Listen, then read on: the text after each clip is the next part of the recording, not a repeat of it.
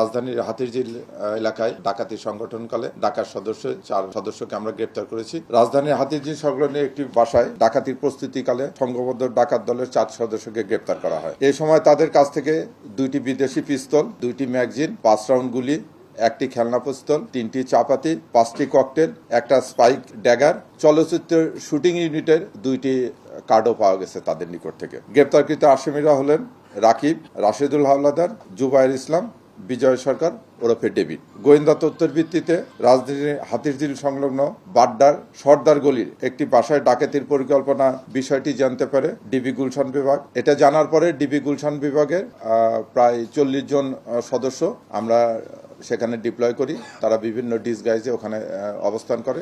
ডাকাত দল যখন ওই গলির ভিতরে ঢোকে তৎক্ষণাৎ ডিবির যে গোয়েন্দা দলের 40 জন সদস্য ছিল তারা তাদেরকে চেস করে ওখান থেকে 4 জনকে হাতে নাতে ধরে এবং 2 জন পলায় যায়। যে 4 জনকে গ্রেপ্তার করেছে তাদের ভিতরে রাকিব যে ডাকাতকে গ্রেপ্তার করেছে তার নামে ইতিপূর্বে 10টা মামলা আছে, ডাকাতি এবং মাদকের সহ 10টা মামলা আছে। বিজয় সরকার তার নামে 6টা ডাকাতি মামলার আছে। এরা একাধিকবার পুলিশের হাতে গ্রেপ্তার হয়েছে। তো এই ডাকাত দলের বিরুদ্ধে আমরা অন্যান্য খোঁজখবর নিচ্ছি এবং তাদের বিরুদ্ধে আইনগত ব্যবস্থা গ্রহণ এটা প্রক্রিয়াধীন আছে।